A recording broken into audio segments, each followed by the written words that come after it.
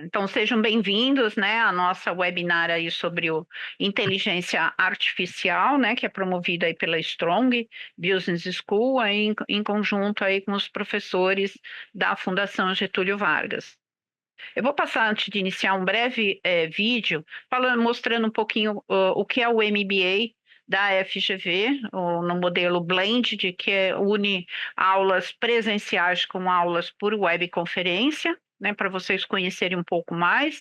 E aí eu já passo a palavra aos professores aqui presentes, que é o professor Rodrigo Tognari, professor Sérgio Polimante e o professor José Luiz Gugler, tá? Cadu, pode colocar, por favor, o vídeo. O que é o MBA Blended? A FGV é conhecida por juntar tradição com inovação. O MBA Blended vai ao encontro dessa perspectiva, já que lança uma nova forma de desenvolver as competências demandadas pelo mercado por meio de uma proposta completamente disruptiva, que faz uso tanto de tecnologia quanto do know-how do corpo de professores da FGV. Quer saber mais? O aluno pode experimentar o melhor do ensino virtual e presencial, fortalecendo seu networking e tirando vantagem de uma nova modalidade de aprendizado. O curso oferece um mix perfeito entre aulas remotas e presenciais em um formato mais leve que aproveita o melhor dos dois mundos. O modelo envolve aula presencial, encontros por webconferência e atividades assíncronas. Aula presencial. A aula presencial ocorre em dias e horários pré-estabelecidos, não comprometendo a rotina de trabalho do aluno. É a força do corpo docente da FGV fazendo uso de estudos de caso, simulações e exercícios que favorecem a criação de analogias para problemas reais que os alunos enfrentam no seu cotidiano. Além da troca de experiências entre profissionais ávidos por evoluir nas suas carreiras. Aulas remotas. Já as aulas remotas ocorrem de maneira síncrona. Significa que aluno e professor interagem por meio da tecnologia e de ambientes colaborativos que transformam e dinamizam a experiência do aprendizado em termos de produtividade e rendimento. As aulas ao vivo são 100% gravadas, sendo disponibilizadas logo ao final da aula, para aqueles que queiram revisar algum ponto da disciplina. Atividades assíncronas. Temos ainda 4 horas de atividades assíncronas a serem exploradas para a troca de experiências, que contribuem para o desenvolvimento de competências que se esperam do profissional do século XXI. Não restam dúvidas de que o mundo mudou e de que a tecnologia passou a ser protagonista nas nossas vidas. Ao mesmo tempo, sentimos falta do contato social, da convivência e da interatividade. A FGV entende isso, e o MBA Blended é uma resposta inovadora a essa nova realidade que se apresenta. A transformação digital chegou e as formas de aprendizado mudaram. A relevância de ter um MBA da FGV no seu currículo continua a mesma. Aproveite essa oportunidade, conheça os nossos cursos e venha estudar conosco.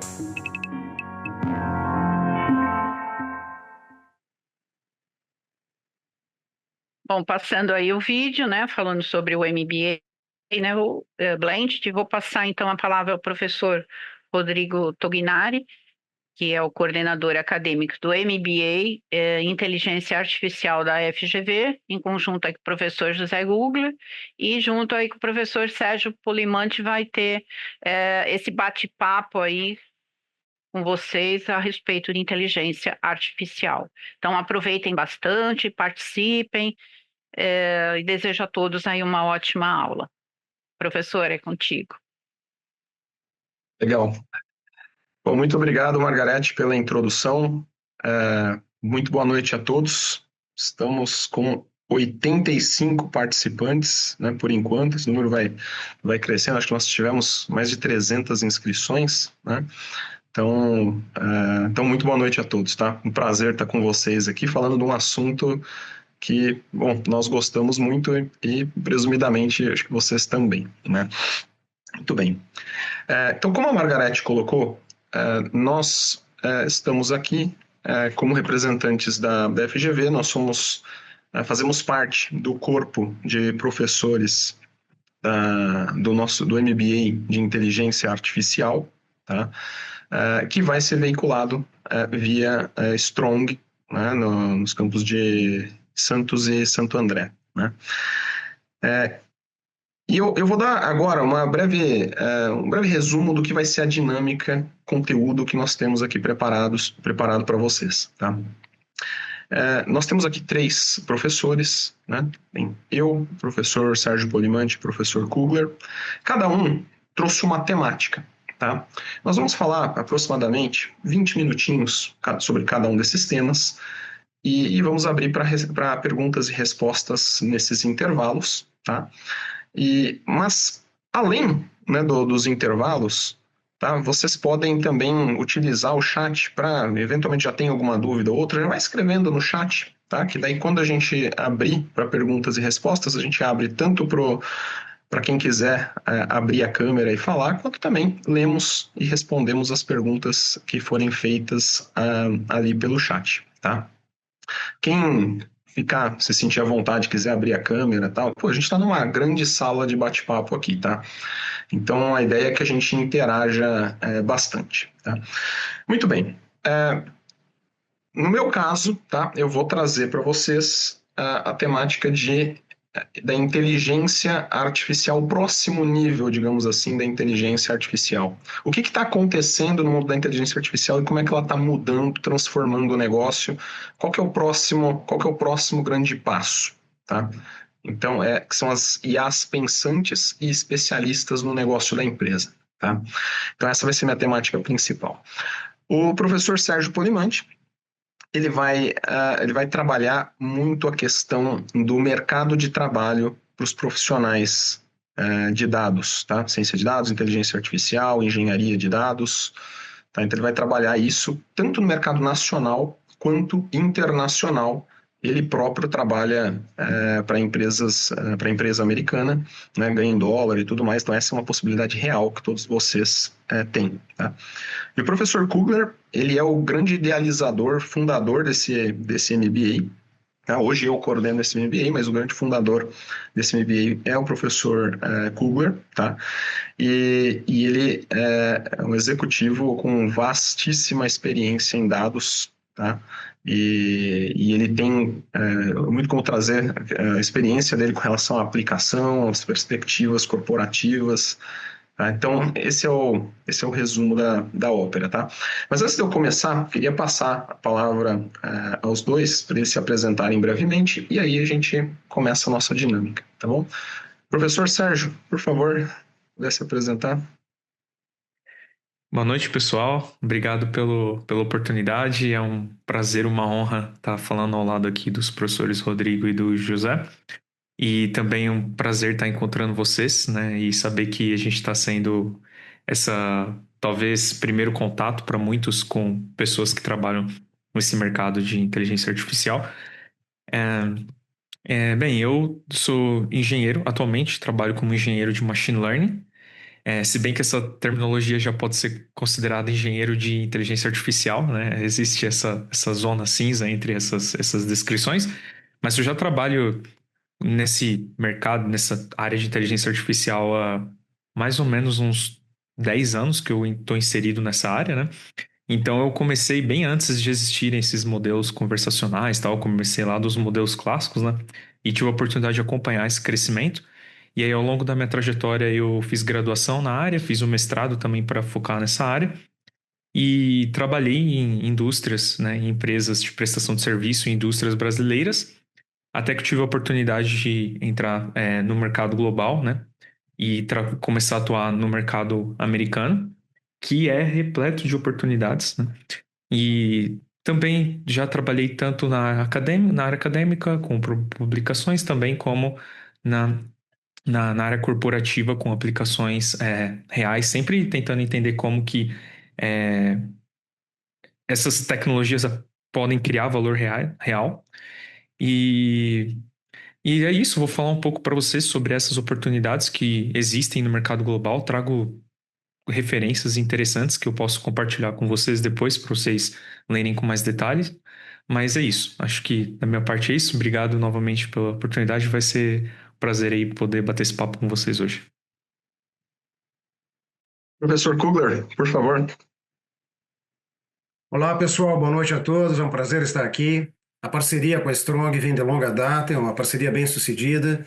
E também a parceria aqui com os nossos colegas, com o Rodrigo, com o Sérgio e com os demais professores da Fundação. Aliás, uma característica marcante, na minha opinião, dos professores da Fundação é que a maioria deles tem uma formação híbrida, né? Nós temos um pezinho nas duas vertentes, né? Nós não somos puramente acadêmicos, teóricos, embora a gente busque o rigor da teoria, o rigor da ciência, mas nós temos uma mentalidade muito aplicada a negócios, a como fazer as coisas funcionarem. Acho que a maioria de nós passou por ou foi dirigente de empresas, ou foi fundador de empresas. Enfim, nós temos uma visão bastante prática dos problemas. O que não quer dizer que a gente não tenha a obrigação de trazer os conceitos corretos em sala de aula, e mais tarde a gente aborda esses itens para vocês. Quanto à minha formação, eu posso dizer que eu estou na área há mais tempo do que os meus colegas aqui, e passei pelas várias transformações daquilo que hoje nós poderíamos chamar de data science ou inteligência artificial aplicada ou o nome do momento. Então comecei com a área de data mining, depois eu passei pela parte de sistemas especialistas, trabalhei bastante com redes neurais. Aí a gente chegou no data science, né, nos modelos preditivos, e hoje existe essa tecnologia fantástica e que está revolucionando a forma como a gente trabalha, a forma como a gente vive, a forma como nós vamos viver, né, a partir de agora. Então, basicamente, é esse o meu perfil, e mais tarde a gente volta a conversar após a apresentação do Rodrigo e do Sérgio. Legal, muito obrigado. Muito obrigado, Kugler. Muito bem, pessoal. Então, só antes de começar, mais um breve recado, o MBA, né? Só para deixar bem claro assim, qual que é o objetivo do MBA de Inteligência Artificial, é a formação de especialistas em ciência de dados e inteligência artificial aplicada, tá? E também gestores que necessitem do conteúdo técnico, tá? Então, é muito comum, né? A marca FGV ela é muito associada à gestão, né? A gestão de alto nível, principalmente gestão estratégica, ou mesmo gestão tática, tá? Mas, no nosso caso aqui, neste MBA, como o Kugler colocou, nós fazemos muito bem a ponte entre o técnico profundo, tá? E a aplicação em negócios. Então, nesse nosso MBA, nós vamos com uma boa profundidade em programação, aspectos de modelagem matemática, técnicas tradicionais e novas, mais recentes de machine learning, e aí nas aplicações, indo até aplicações de agentes de IA agêntica, e aí as aplicações, né? Então, o grande diferencial da GV legal, nós temos um arcabouço técnico muito sólido, mas quando chega nas aplicações, nós conseguimos fazer a ponte muito bem, tá? Então, aplicações em marketing, em supply chain, vendas, aplicações em finanças, mercado financeiro e etc. Tem uma série ali de aplicações, tá bom? Muito bem, então vamos lá, vamos começar, sem mais delongas. Eu vou compartilhar minha tela, vou apresentar o meu tema para vocês.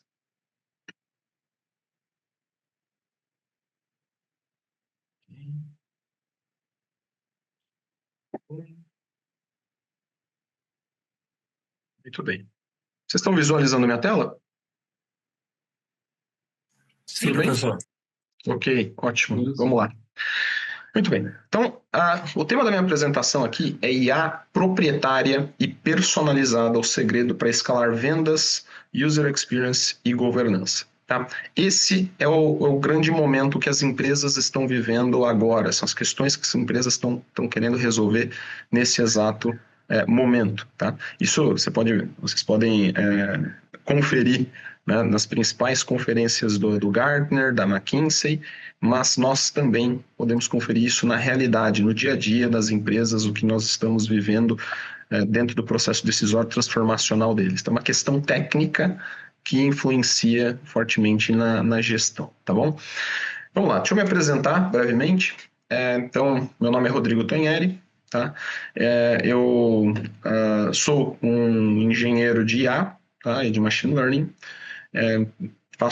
Estou numa vida híbrida, sempre estive numa vida híbrida entre academia e mercado, tá? Essa é uma outra questão importante de carreira para vocês, que você não precisa mais necessariamente optar só pelo mercado ou só pela academia, como era antigamente, tá? Essa área é uma área técnica que permite e incentiva que você tenha um background acadêmico importante e também se desenvolva nas aplicações trabalhando para empresas, né? Então, inclusive, na minha trajetória profissional, eu fiz mestrado, doutorado trabalhando em empresas e existem empresas que têm essa compreensão e incentivam o aluno, né, a destinar parte das suas horas para estudar, tá bom? Então, vamos lá. Eu atuo como professor na FGV e AESP, né, atualmente. Sou consultor do IBRE, né, da GV, que é o Instituto Brasileiro de Economia, que solta os índices de GP, IPCA, aquela coisa toda que sai nos jornais por aí, análises econômicas.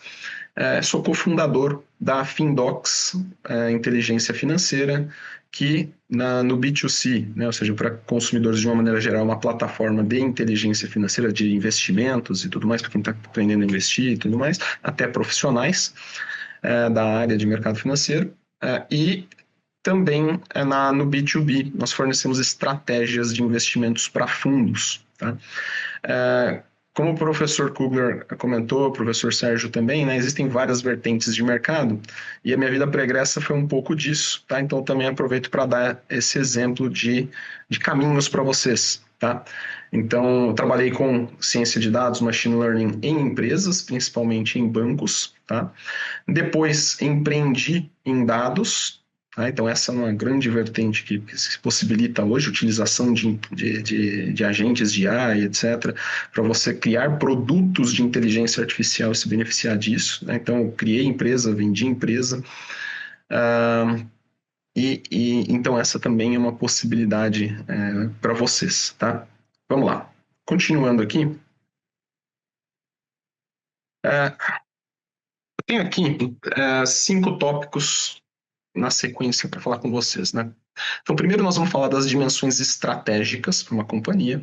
Depois nós vamos descer um nível para a dimensão tática. Então, vou falar de ações táticas decorrentes dessas dimensões estratégicas.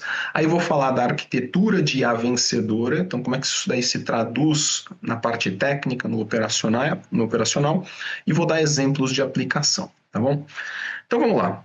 E aí fica um exemplo de como é que a gente liga a área de negócio com a parte técnica, que é um pouco da tônica do nosso curso, tá? Vamos lá, dimensões estratégicas. Dentro de um roadmap de inteligência artificial, nós temos 4 dimensões estratégicas, que são drivers de oportunidade ou de ameaças, tá? No caso, nós temos 3 drivers de oportunidade e 1 de ameaça. Quais são os drivers de oportunidade?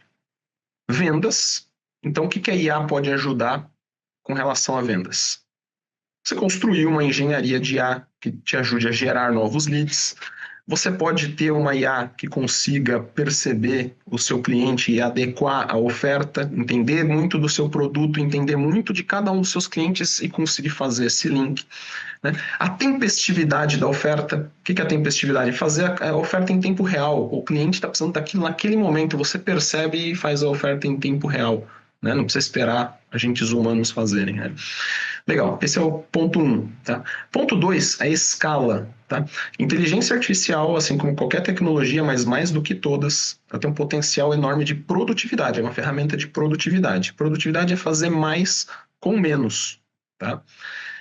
E isso faz com que você consiga atender uma alta demanda, tá? Você consiga linearizar a curva de custos. O que é linearizar a curva de custos? É o seguinte, a sua curva, quando você tem um aumento de demanda, você vai atender uma demanda maior, a tendência é que a sua curva de custo faça o quê? Né? crescer de forma até exponencial, né? E isso inviabiliza o teu negócio, tá? E com tecnologia, você consegue linearizar essa curva de custo, tá? Que é inclusive o que esse próximo slide trata, eu já volto já para o anterior, que é o seguinte, olha, nós devemos evitar ser a empresa da esquerda e deveríamos almejar ser a empresa da direita, tá? O que nós temos nesses gráficos aí, ó? O eixo X é de volume operacional, é o tamanho da tua empresa, o tamanho da tua operação, tá? E aqui no eixo Y eu tenho o volume financeiro. Tá? A linha amarela é a linha de custo. Tá? Reparem que nessa empresa da esquerda, a curva de custo ela cresce de forma exponencial aqui. Tá? Por que cresce de forma exponencial? Porque você tem pessoas, o teu processo está mal desenhado, quando você cresce em pessoas, geralmente é um crescimento que é ineficiente. Então, ou mesmo com tecnologia, se estiver mal setada, mal colocada, você tem esse crescimento de custo. E a curva verde é a receita, tá? Então, essa empresa da esquerda aqui, ó, ela tem lucro nessa faixa aqui, ó.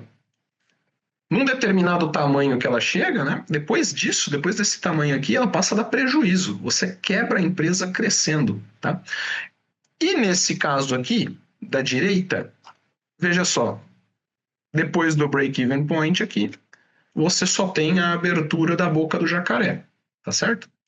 Então, basicamente, você tem uma empresa com margens muito melhores, escalável e que eventualmente é muito mais competitiva do que a empresa da esquerda, tá? Então, olha o poder que isso tem, que usar a tecnologia da maneira eficiente tem nos negócios, tá? Não é só né? Tem esse efeito no business, de fato, tá? Então, voltando aqui, outros drivers, né? User experience, né? A sua experiência do usuário, relacionamento. Tá? Então, se você tem uma IA que entende muito do teu negócio, entende muito de cada um dos seus clientes, você consegue ter um relacionamento muito melhor com ele e aumentar a LTV, aumentar a margem, né? Tá. E tem o quarto driver aqui, pessoal, que é governança. E esse é um driver de ameaça, tá? Por quê? Porque todo mundo fala, não, eu quero utilizar a inteligência artificial no meu negócio, né? E fala, vou utilizar a inteligência artificial de quem? Poxa, da OpenAI, da Microsoft, da Google, etc. Só que daí você vai fazer o seguinte, você vai acabar trafegando os dados da sua empresa nos servidores destas empresas maiores, terceiras.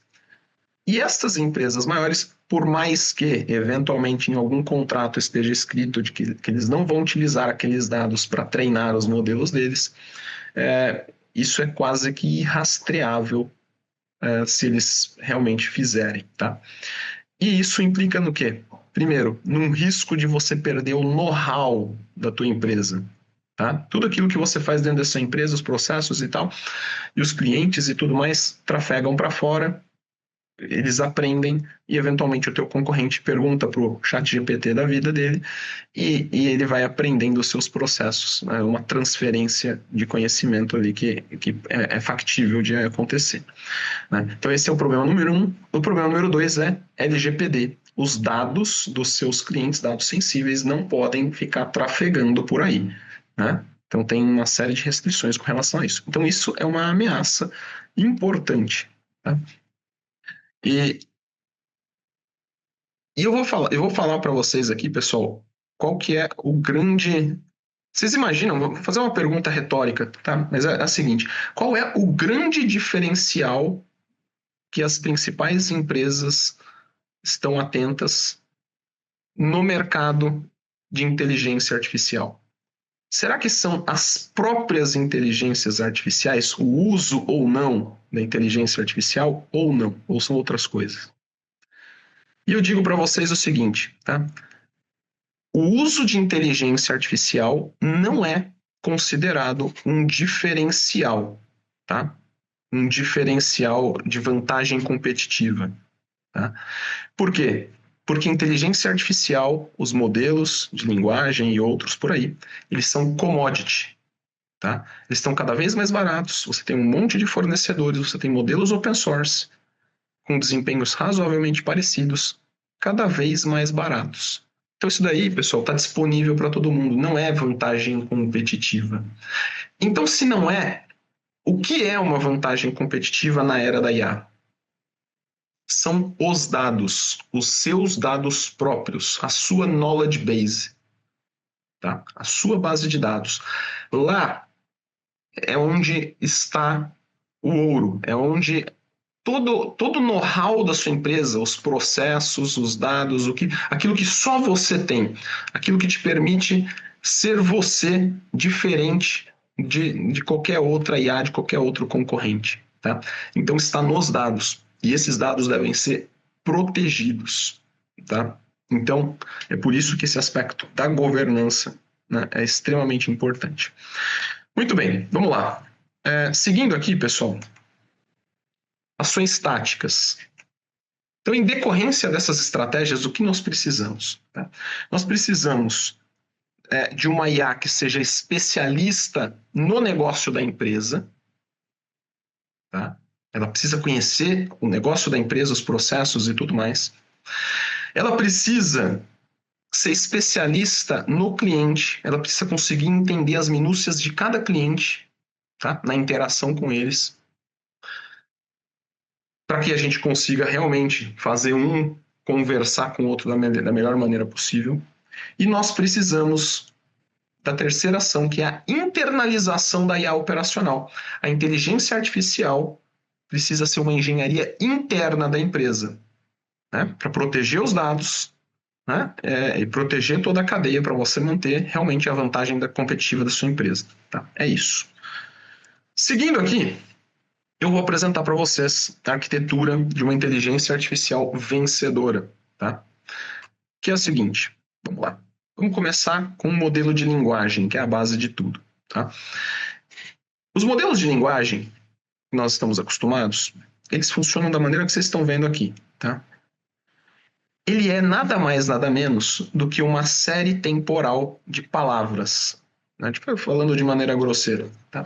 Então, com base num contexto, ou seja, com base em palavras que você escreveu, ou com base em palavras que ele mesmo vai escrevendo, então, com base num contexto, ele prevê qual é a próxima palavra mais provável.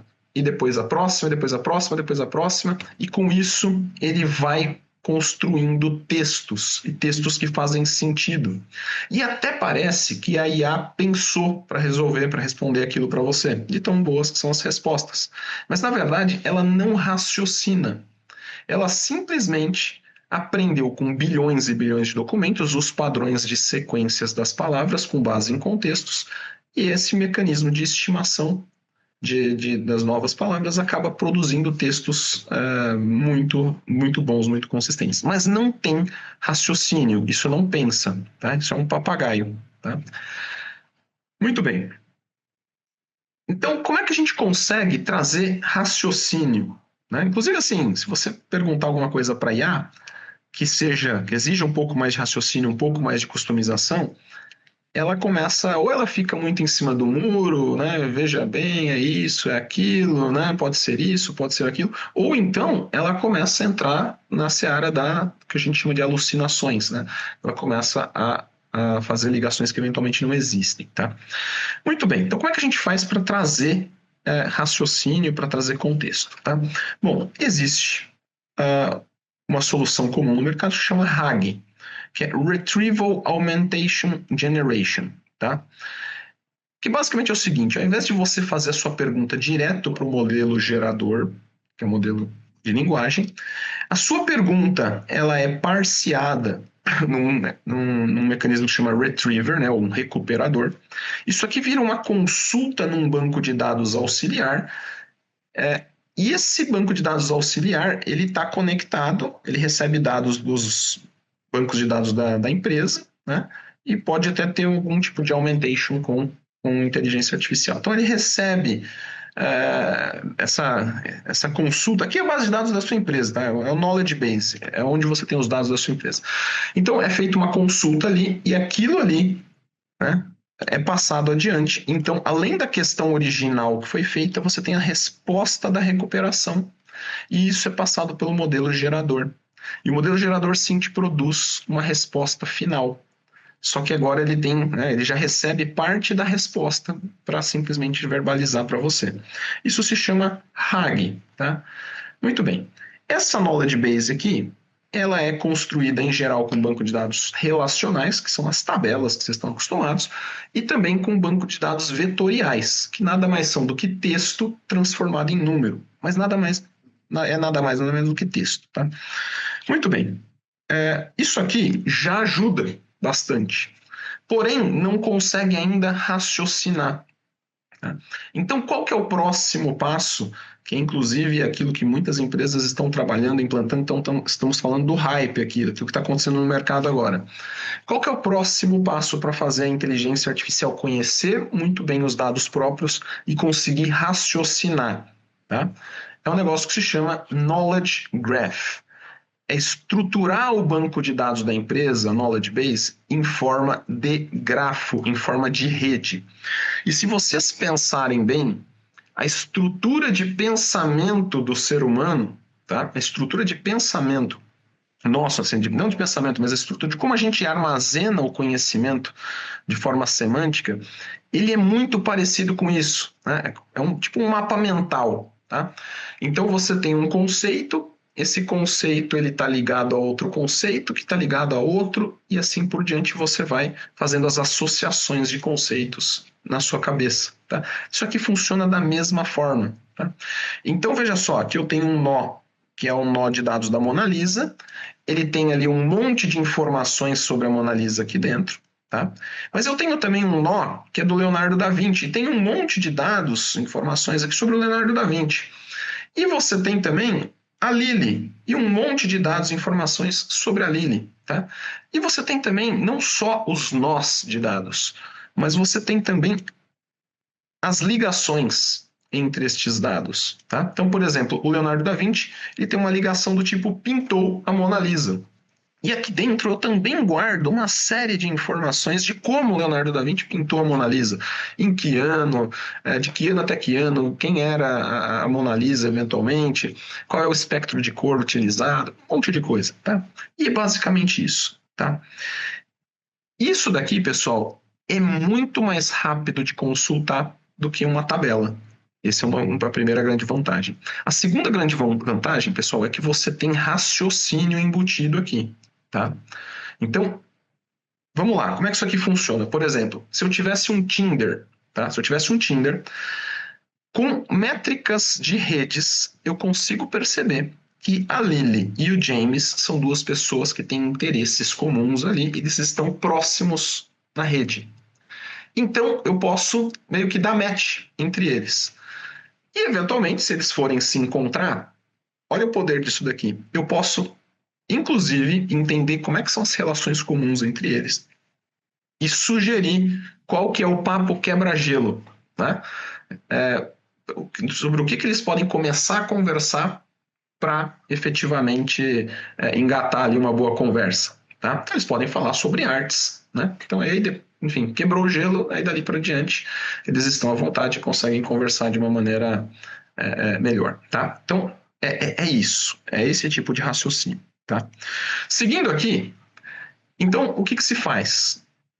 Se substitui esse knowledge base tradicional por bases de dados em forma de grafo. Tá? Isso se chama Graph Based RAG, como vocês estão vendo aqui.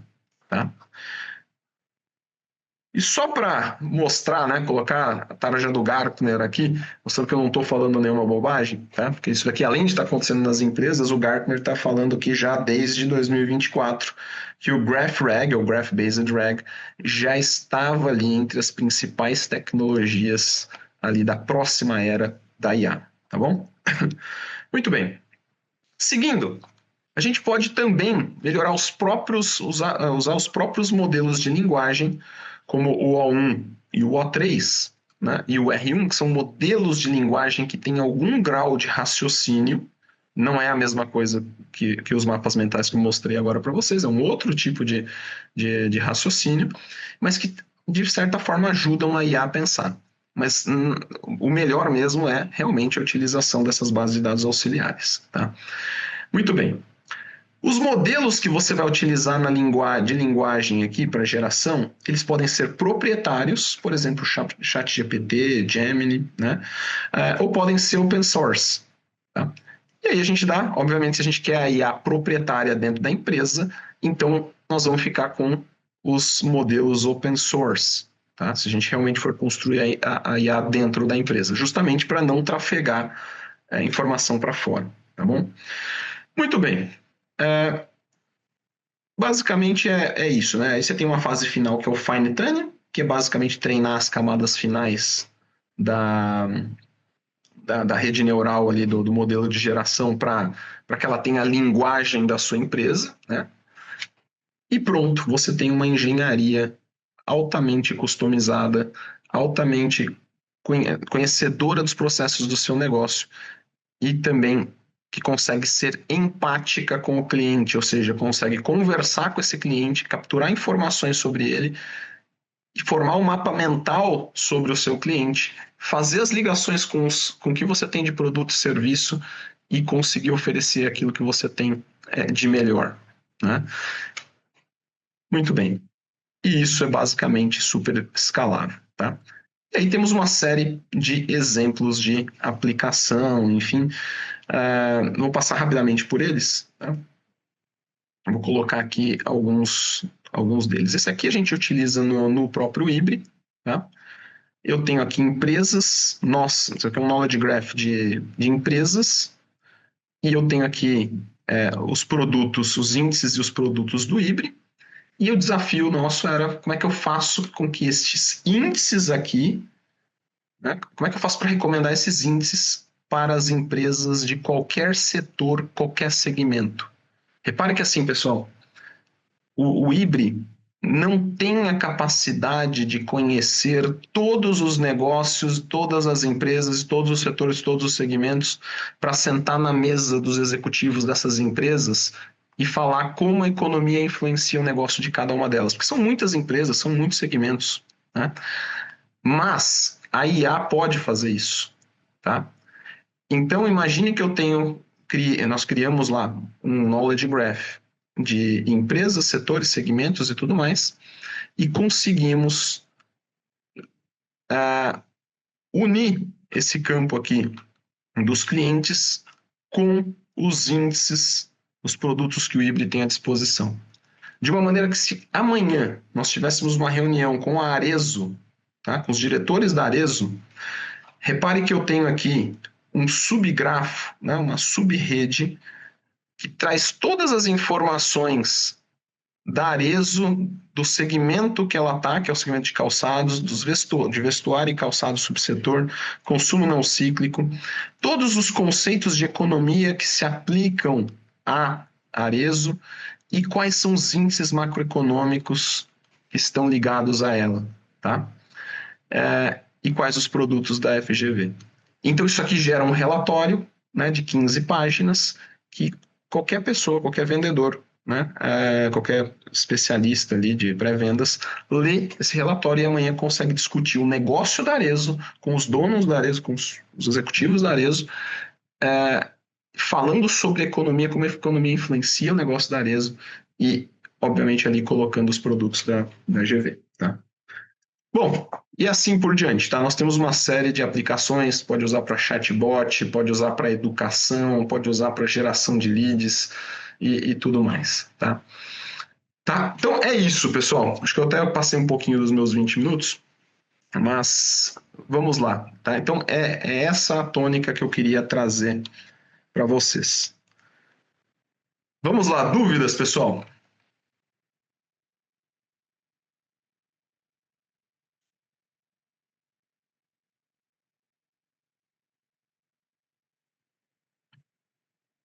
Vou abrir a minha tela aqui, consigo ver todo mundo.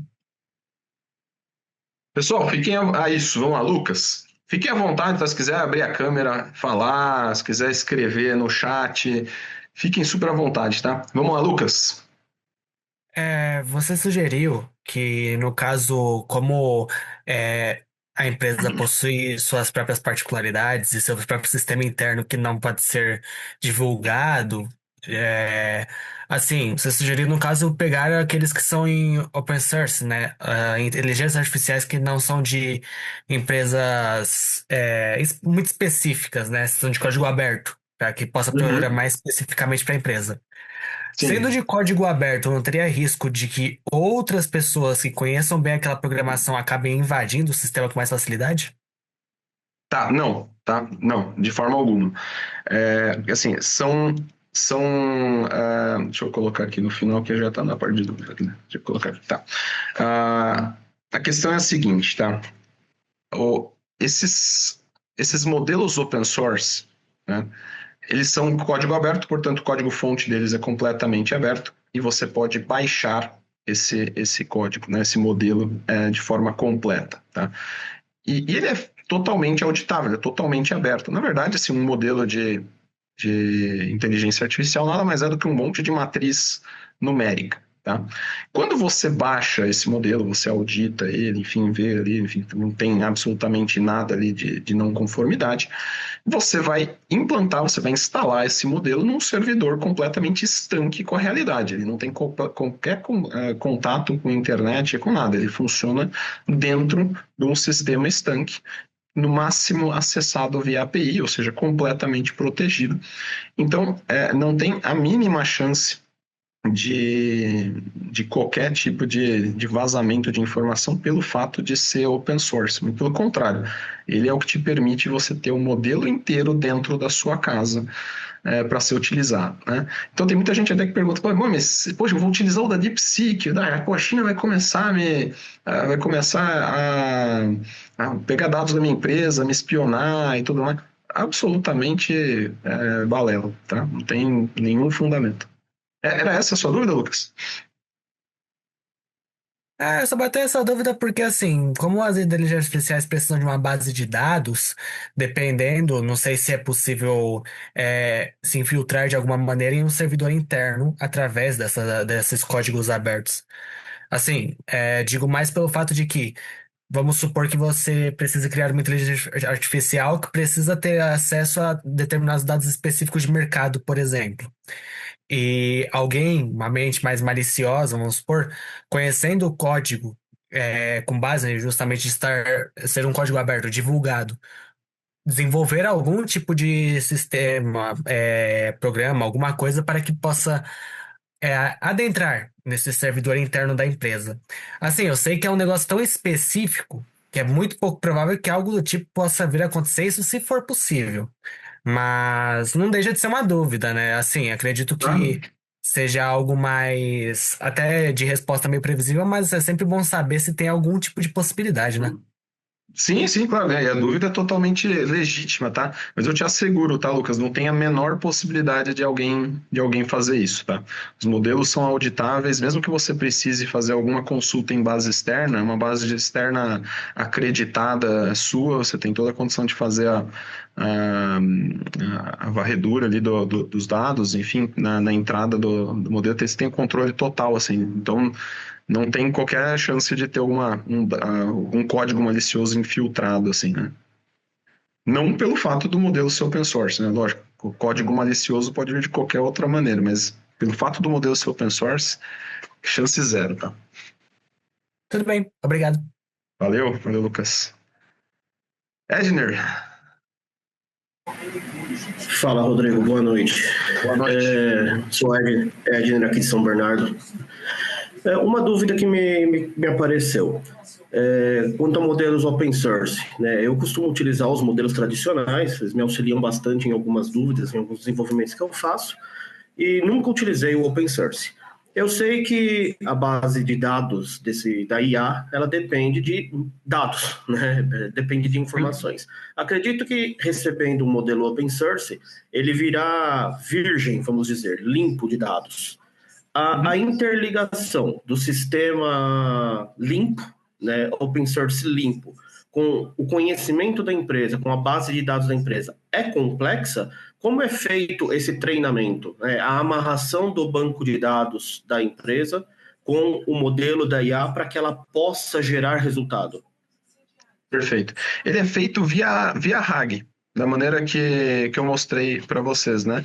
Então, quando você tem qualquer tipo de uso, né, qualquer tipo de necessidade de acionamento do modelo, né, uma questão, uma pergunta que é feita para o modelo, antes da pergunta chegar no modelo de linguagem, que é aquilo que verbaliza, né, que transforma num texto de resposta, antes de chegar nele, existe um retriever, né, que na verdade faz um parseamento, ele pega aquela pergunta, transforma isso numa query, né, numa consulta no banco de dados auxiliar, que é a knowledge base da empresa, retira dali qualquer informação que é pertinente e passa para o modelo de linguagem. Então, o modelo de linguagem, ao invés de ele receber só a pergunta, ele recebe a pergunta e recebe também o contexto todo da resposta.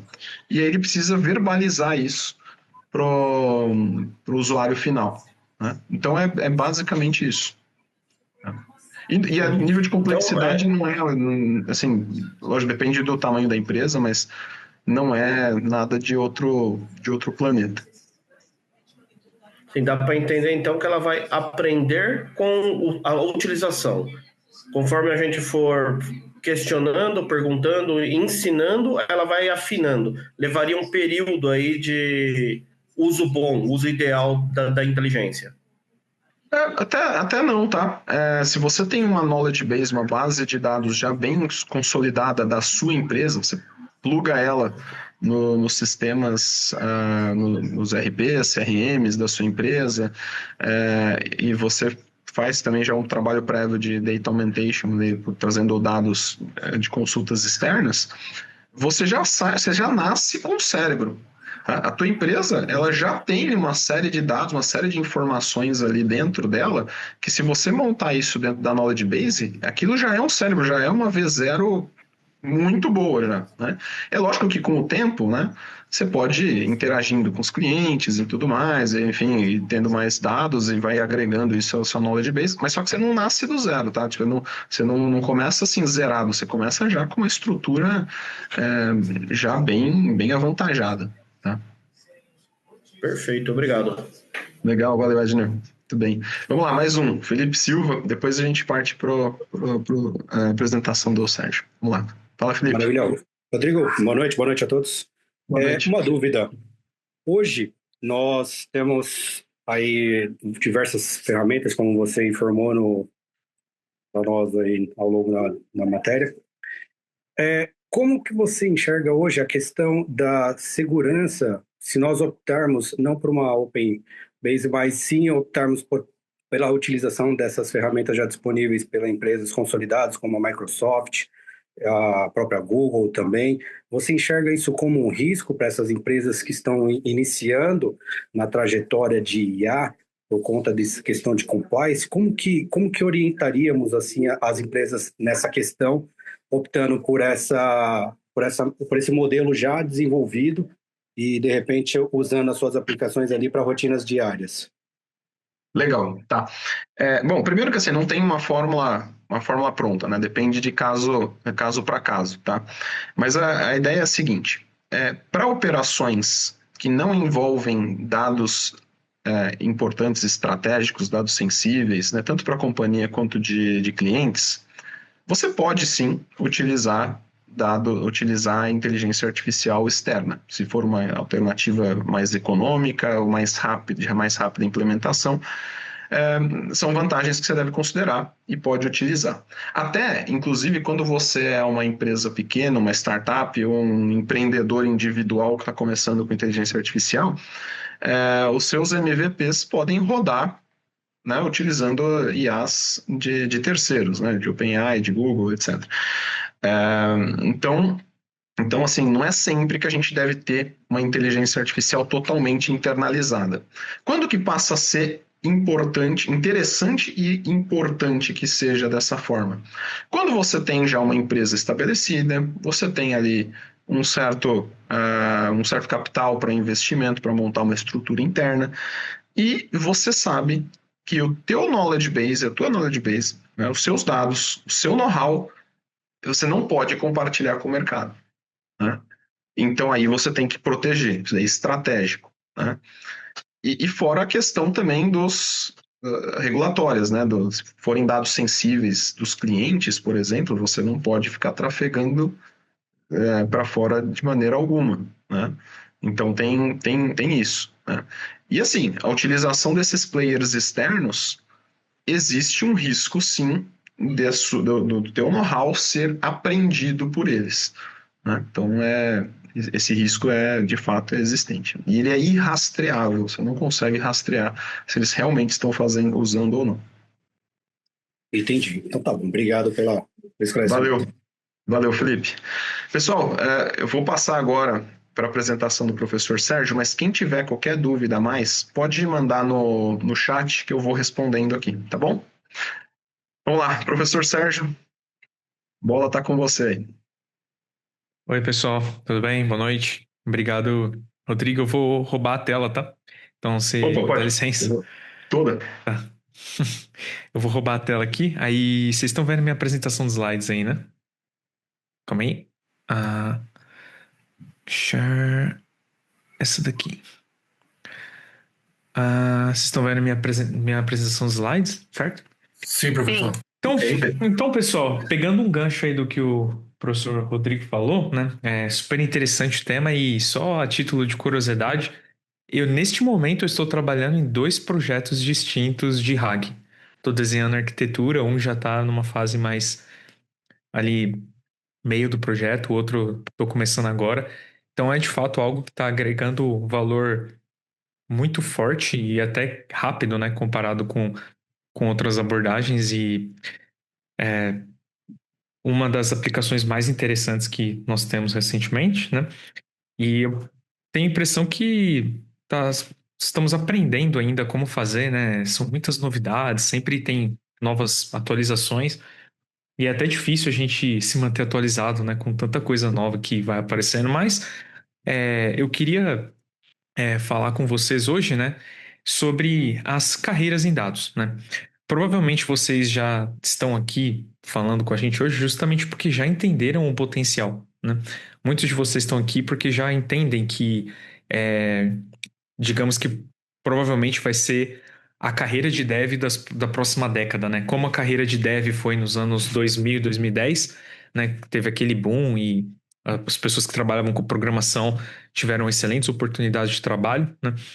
Eu tive uma previsão, assim, eu fiz uma previsão ali por volta de 2017, eu tive a impressão que dados e IA seria essa próxima carreira, né?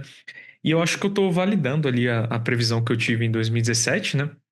E vou trazer alguns dados para vocês que comprovam que isso, de fato, essa área, de fato, tem tudo para ser a grande carreira aí dos próximos, a carreira técnica, né? Dos próximos 10 anos. Tudo bem? Então, antes de eu começar, eu queria rapidamente me apresentar novamente.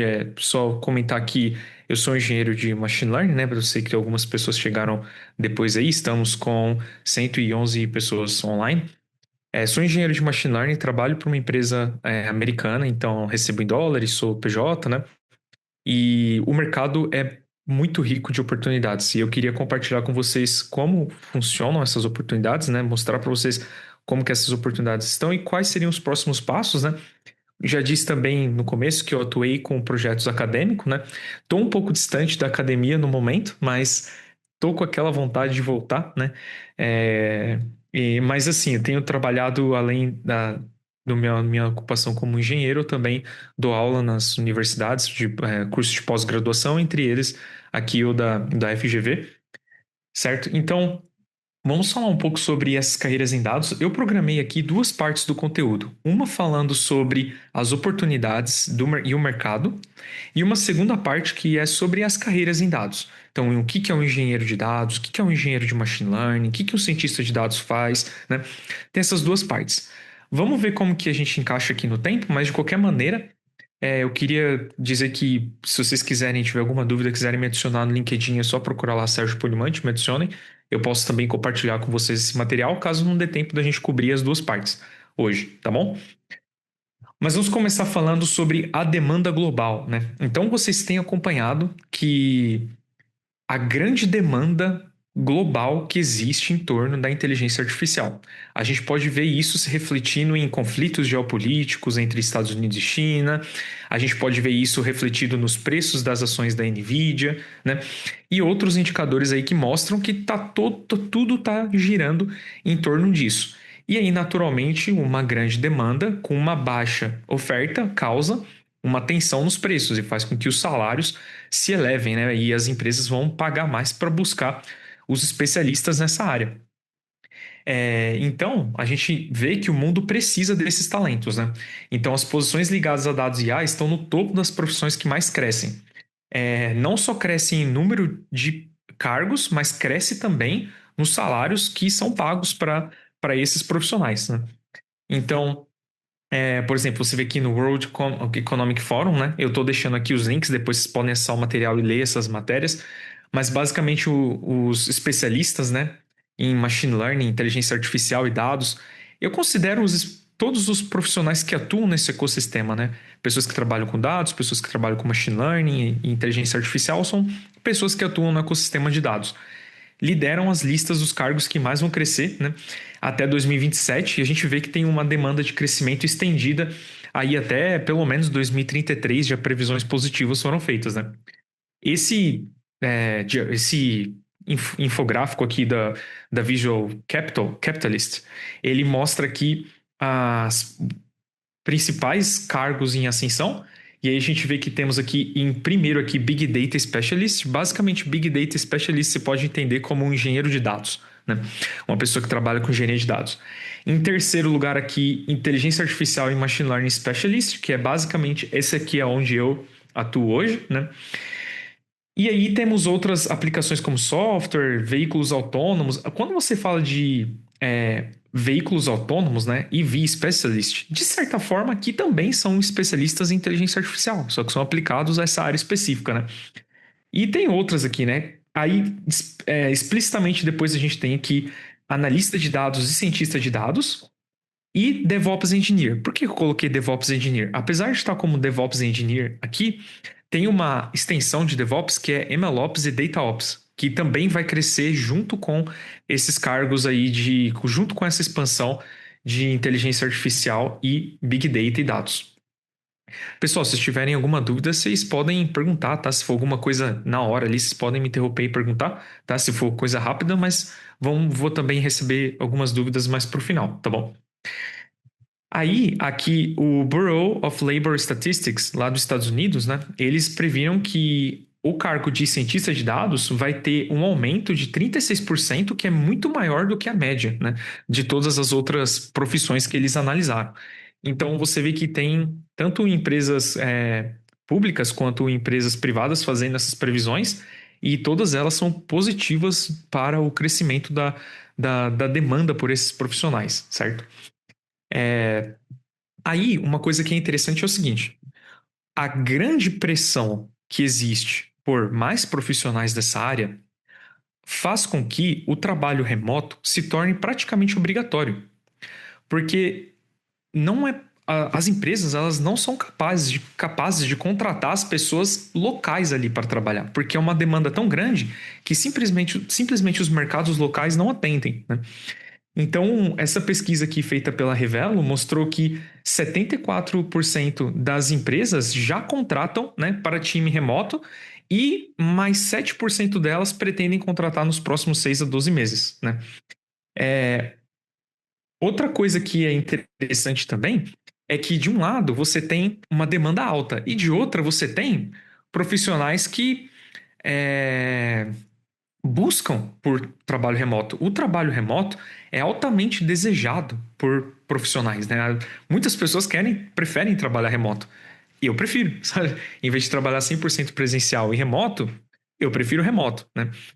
E você pode perceber que isso é uma tendência natural das pessoas, porque 11% dos anúncios de vagas no LinkedIn são remotos e atraem 50% de todas as candidaturas. Então você percebe que o trabalho ser remoto passa, né, entendido como um benefício para quem está aplicando para a vaga.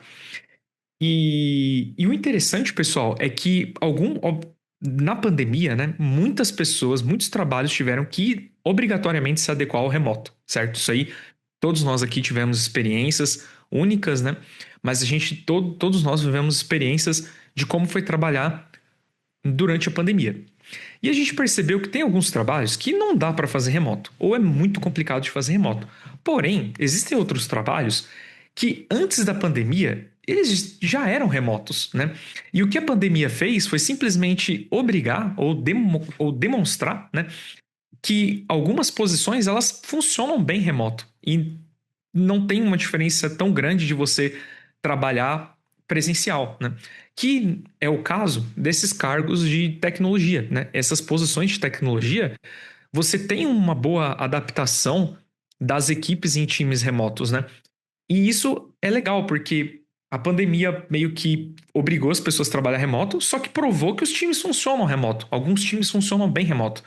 E isso ajuda o quê? A suprir, né? Então, por um lado, você teve a pandemia que empurrou o trabalho remoto, mas por outro lado, você tem a demanda, alta demanda, que puxa o trabalho remoto, né?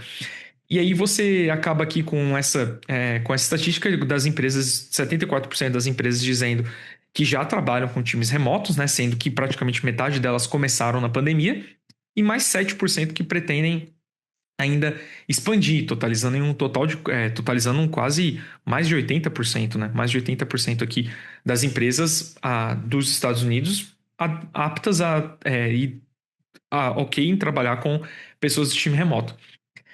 E os Estados Unidos, né? Eles já estão tudo bem com isso. Até porque lá o trabalho remoto já era antigamente uma coisa mais comum do que aqui, porque já contava com times internacionais, pessoas atuando de maneira internacional. E aí vocês fizeram essa pesquisa aqui, né? O quão suscetível, o quão confortável as empresas estão em contratar pessoas de fora dos Estados Unidos. E aí a gente vê que mais de 75% ali, né? Mais de 75% estão totalmente ok em contratar, né? Sendo 19% tá aberto, né?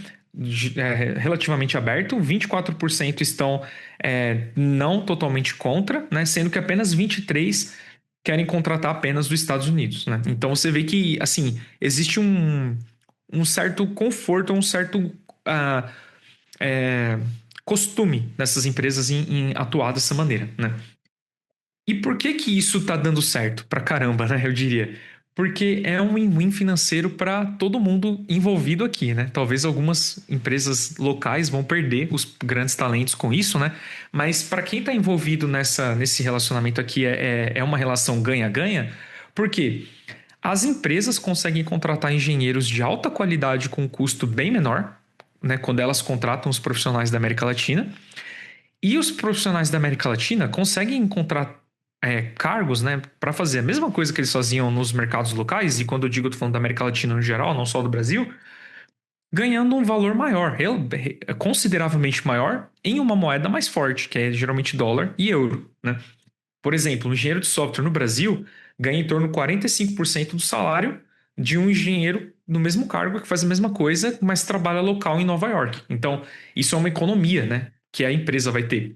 Olha aqui o potential savings, né, que a NEAR traz para cada um dos cargos. Então você tem aqui, ó, cientista de dados, 57% mais barato contratar alguém da América Latina do que contratar local nos Estados Unidos, né? Engenheiro de dados, 52%. Assim, quase todos aqui na casa da metade do preço, né? Enquanto que os cargos mais de liderança aí já fica um pouco mais competitivo, mas para os cargos técnicos, praticamente metade do preço, né? Aí eu fiz uma comparação rápida aqui sobre os salários que você consegue encontrar descritos ali no Glassdoor, comparados, né, com esse Hire with Near, né, que eles fizeram uma pesquisa aqui sobre quanto que eles ganham ali em média, quanto que uma pessoa trabalhando remoto ganha trabalhando em cada uma dessas áreas. Claro, pessoal, claro que isso é uma estimativa bem grossa, assim, do potencial de ganho em você trabalhar para o exterior, né? E também não está considerando cada um dos mínimos detalhes ali da posição de cada um. Para você ter algo assertivo, você precisa comparar exatamente as duas ofertas, né? Sua posição atual com a oferta que você tem, né? Lembrando que tem que considerar todos os benefícios, tal, né? Etc. Mas aqui é uma estimativa bem genérica, né? Então, para engenheiro de dados, você tem o potencial de ganhar mais 120% a mais 340%, com base nessa comparação, vamos dizer assim, mais rústica que eu estou fazendo aqui com os valores nominais, né, encontrados nesse site. Então, um multiplicador aí de 2 vezes 2 a 4,4 vezes o mercado brasileiro. O cientista de dados você tem de 70% a 180%, né? Isso comparando o quê? Uma vaga aqui, comparando com você trabalhar direto para uma empresa lá fora. Não estou dizendo comparar para você trabalhar como consultoria, né? Estou dizendo ser comparado com as vagas contratadas direto para fora. Esse multiplicador aqui vai de 1,7 a 2,8 e para analista de dados vai de 2,5 até 5 vezes, né? Claro, dependendo cada um aí, mas pegando pode ser tão grande quanto 5 e em geral ali em torno de o dobro, né? Considerando os salários nominais aqui, não considerando os benefícios, né? Mas eu diria, pessoal, que na média o que eu conheço fica em torno de 40%, 50% a mais, considerando os benefícios já que você tem, como CLT e tal. A minha estimativa pessoal, né, é em torno de pelo menos 30% a uns 50%, 60% a mais, considerando tudo, né?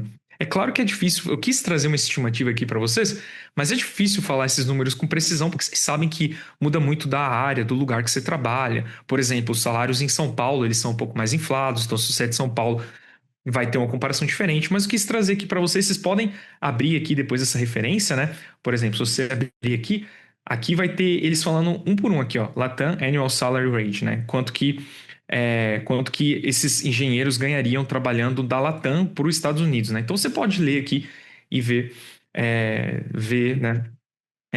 Tirar suas conclusões. Tudo bem? E aí, quero falar sobre os próximos passos. Então, ok, gostei, estou considerando, achei legal, né, a oportunidade. Primeiro, eu queria dizer por que você trabalharia para os Estados Unidos, né? Além, na minha opinião, né, além da parte financeira, que geralmente você vai ter um bom ganho, né? Você tem uma moeda que é mais estável, que desvaloriza menos, então você está suscetível a uma inflação mais branda comparado com a inflação do Brasil, né? Ao longo do tempo, você vai conservar melhor o seu poder de compra, em outras palavras, né? E você também vai estar exposto ao mercado global, vamos dizer assim, sabe? Você vai estar competindo com os talentos globais. Então, você provar que é um engenheiro sênior no seu mercado local é uma coisa. Você provar que é um engenheiro sênior no mercado global, né, é outra coisa. Então, te coloca como um profissional mais competitivo também na área que você está atuando. E esse segundo, para mim, pessoalmente, é o mais importante, sabe? Para você se consolidar como uma referência técnica naquela área. E aí, pessoal, quais seriam os próximos passos? Então, gostei, quero tentar, né? Se você se identificou com isso e gostou e quer tentar, bem, primeira coisa, inglês, né? Depois o conhecimento técnico, a experiência prática e o portfólio. Essas 4 coisas juntas vai fazer você irresistível, um profissional irresistível para as oportunidades internacionais. E aí eu queria desmistificar alguns pontos. Por exemplo, inglês. Cara, você não tem que ler Shakespeare, sabe? Você não tem que escrever poema, sabe? Assim, a gente acaba sendo muito crítico com o inglês brasileiro, especialmente, né? E assim, você precisa saber conduzir reuniões, negociar requisitos, explicar trade-offs técnicos de forma clara, né? Você precisa treinar o seu inglês de negócio, você precisa saber se comunicar do ponto de vista técnico e com fluência, né? Você não pode estar falando como que fala mesmo? Sabe, isso que não pode. Você pode até falar simples o inglês, mas você precisa ter fluência. Acho que isso é o mais importante, né? E você precisa treinar esse business English. E, gente, estamos na era da conversação fluente, né? Em inglês, usando o ChatGPT. A minha dica é: abram aquele modo conversacional do ChatGPT, que é aquele botãozinho que parece uma ligação, e começa a falar com ele. Fala: olha, eu quero aprender inglês, pode me ensinar? Ele vai começar a falar com você de uma maneira muito natural. Ele vai entender o seu sotaque brasileiro, por incrível que pareça, eu já testei, sabe? Então é uma excelente maneira de você praticar inglês todos os dias, tá? Todos os dias. E praticamente de graça, aí pagando praticamente de graça não, pagando a assinatura do ChatGPT ali, você já vai ter acesso ilimitado a essa ferramenta aqui. Conhecimento técnico. Então, invista no conhecimento teórico sólido a longo prazo. Então, a longo prazo, você vai ter que se debruçar sobre os livros, entender os conceitos básicos. É isso que vai te formar um profissional sólido e valioso a longo prazo, né? Então, cursos de longa duração, cursos de pós-graduação, especializações, livros, conferências, mentoria e orientação de professores, de especialistas na área, né? Isso é o que você vai investir a longo prazo, para você construir a sua carreira. Mas e a curto prazo? E a curto prazo não é você, eu ou o professor Rodrigo, somos todos nós. A curto prazo, a gente precisa se manter atualizado na stack core do seu papel, porque isso é novidade o tempo todo. Então você precisa estar se atualizando, fazendo soluções, entendendo, lendo as documentações, acompanhando as novidades, né? Então, a curto prazo, se trabalhar em projetos e deployar coisas ali, né? Deployar é o termo que a gente usa para implantar soluções na prática, né? Para você ficar bem habilidoso com essas técnicas, porém, para você não se formar para você não ser um framework practitioner, né? Que a gente fala que para você não ser aquela pessoa que só consegue trabalhar atrás de um framework, você precisa ter o conhecimento e o estudo sólido a longo prazo para você consolidar esse conhecimento teórico mais fundamental. E aí, esses dois juntos, você a longo prazo vai ser um profissional excelente. E aí você ter experiência comprovada, né? Infelizmente, pessoal, você precisa ter experiência comprovada na área que você está procurando emprego para trabalhar remoto nessas posições. Eles não querem um júnior, sabe? Eles querem alguém que já demonstrou que sabe agregar valor aplicando as técnicas ali de inteligência artificial. Então, vocês precisam ter essa experiência, eu diria que algo entre 2 a 5 anos, pelo menos, aí acho que 3 anos é um número bom, né? E vocês precisam conseguir provar e conseguir se comunicar mostrando entregas de valor ao negócio. Então, você precisa, por exemplo, não importa muito qual tecnologia você usou e como que você resolveu aquele problema técnico complexo. Isso importa pouco. O que importa é o que problema de negócio você resolveu, né? Quais as métricas de negócio que você melhorou com a sua solução? Você tem que saber vender dessa forma, né? Saber colocar a sua contribuição com essas palavras. Então, precisa focar nas entregas de valor para o negócio. Você precisa saber isso, essa vertente. Você precisa saber agregar valor no negócio com aquelas técnicas que você utiliza. E claro que você também tem que ter excelência técnica. Então, você precisa saber toda a infraestrutura e arquitetura que boas soluções no que você está desenvolvendo requerem, né? Então, código limpo, teste, CI/CD completo, observabilidade, segurança, código robusto. Então, quem é experiente aqui, se tem algum desenvolvedor aqui que é experiente, sabe o que eu estou falando, né? Assim, uma coisa é você fazer um código que funciona, assim, na sua máquina. Outra coisa é você fazer um código que a gente chama de production ready, né? Que é pronto para produção. É bem diferente, né? Então, essa é a excelência técnica que você precisa buscar. E portfólio visível, tá, pessoal? Porque é o que eu não lembro quem disse isso, mas não adianta você ser uma estrela que brilha no seu quarto, né? Você precisa dar visibilidade para o que você faz. E como que você dá visibilidade? Você precisa ter no LinkedIn, né? É claro que se você trabalha em um projeto que é proprietário da sua empresa, você não vai poder descrever com detalhes o que você faz. Mas você sempre pode falar os valores que você agregou e as tecnologias que você utilizou, né? Mas na medida do possível, né? Tem um LinkedIn atualizado, um GitHub com projetos de código aberto que você fez, né? Deixa no GitHub. Kaggle e Medium também, para quem gosta de escrever, é legal. E se você puder demonstrar a colaboração, então pull request, code review e tal, aqui na área de dados isso não é tão comum quanto na área de desenvolvedores, mas é super interessante. E minha recomendação principal, mantenha um LinkedIn ativo. Adicionem recrutadores internacionais.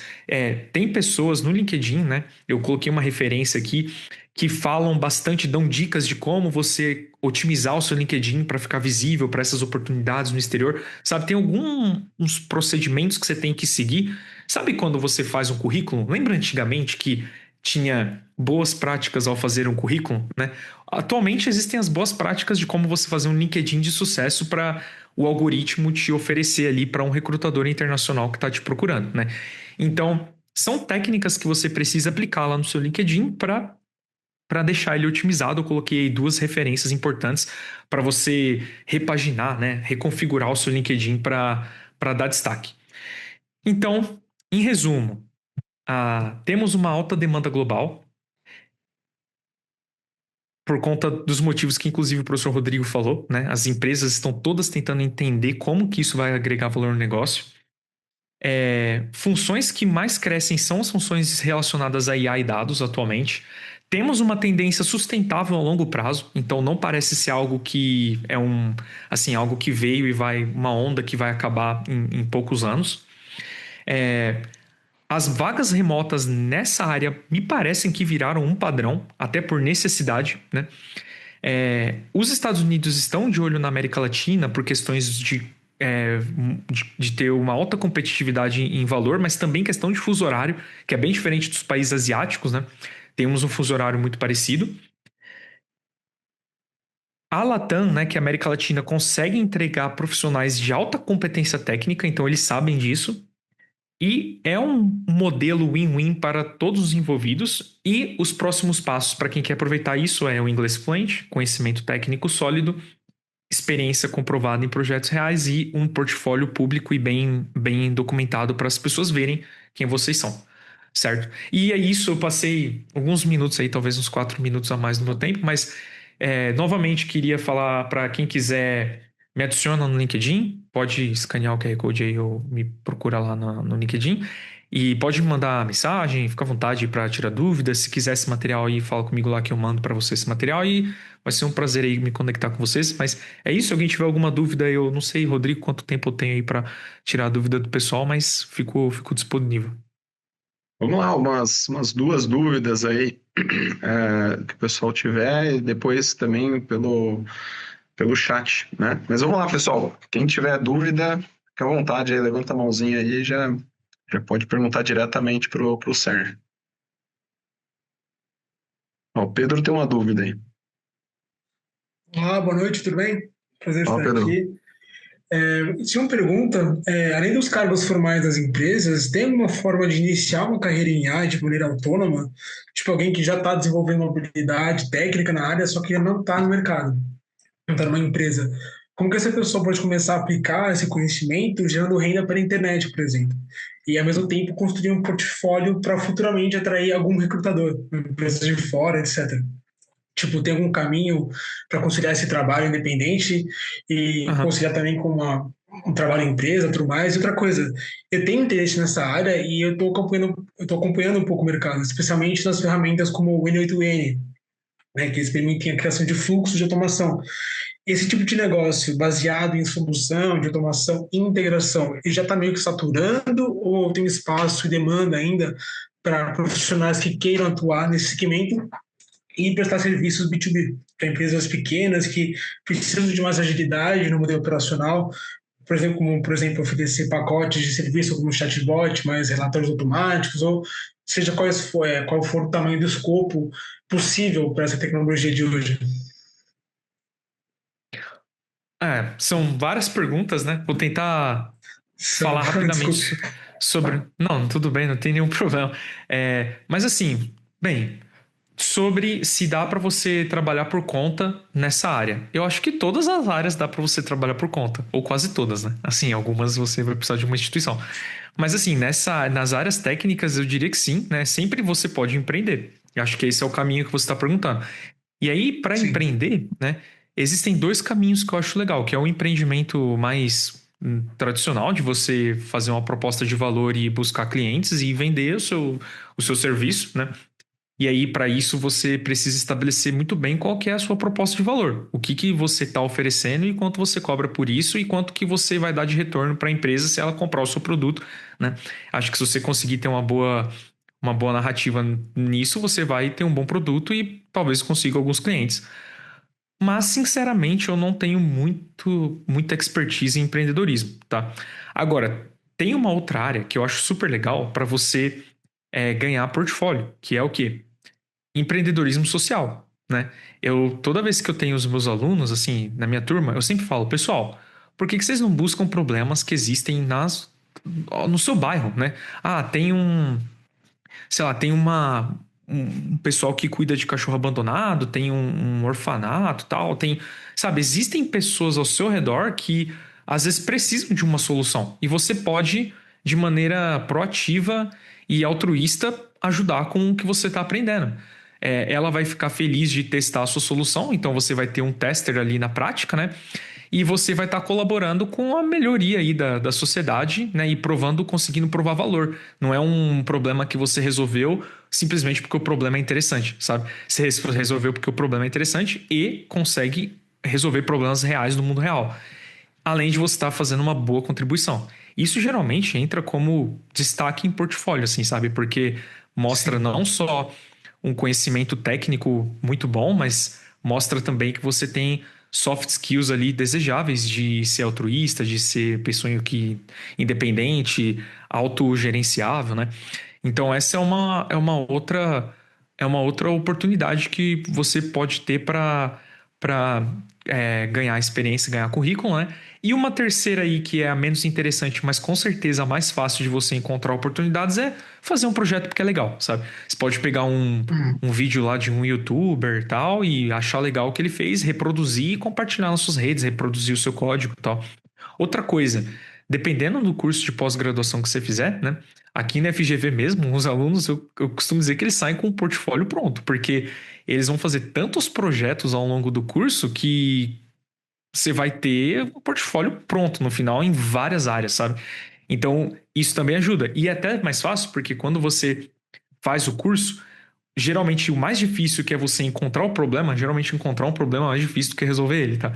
Você encontrar um problema, o professor vai trazer isso para você. E aí você pode usar as técnicas que você aprendeu, mentorado ainda pelo professor, para desenvolver a sua solução. Então, é uma boa maneira de você adquirir experiência. Não sei se eu respondi todas as perguntas, mas não sei se o Rodrigo também ou o Kugler gostaria de colaborar com a resposta aqui, que eles têm mais experiência na parte de empreendedorismo. Não, sim, eu gostei, achei que foi bem esclarecedor, mas a minha pergunta está um pouco mais voltada mesmo para, por exemplo, oferecer serviços de automação e fluxo de automação na internet, que eu tenho visto algumas pessoas ofertando e ensinando como mexer nessas ferramentas, como o Net2N, e eu pensei que fosse uma boa porta de entrada para esse mundo, para começar já a desenvolver uma competência técnica e tal, ofertando esse tipo de serviço com essas ferramentas disponíveis, tá, entendeu? Como empresas pequenas que têm o lado operacional um pouco mais organizado, um pouco mais manual, como que a gente pode ofertar esse valor para as empresas. Claro que vai depender de como eu construo uma narrativa para oferecer para as empresas, como que elas vão observar a minha competência, meu diálogo, como que eu posso ofertar o serviço para elas, mas justamente para quem já quer começar, por exemplo, futuramente trabalhar numa empresa maior, já começar a construir esse portfólio. Lógico que assim, pode ser de forma altruísta, com certeza, tipo, tá totalmente certo sobre isso. É uma boa razão também para conseguir adicionar um portfólio. Mas realmente minha pergunta é um pouco mais focada na geração de caixa, entendeu? Enquanto ainda não estou uma empresa contratado, ou se eu quiser realmente construir um negócio próprio, um produto próprio, um SaaS, por exemplo.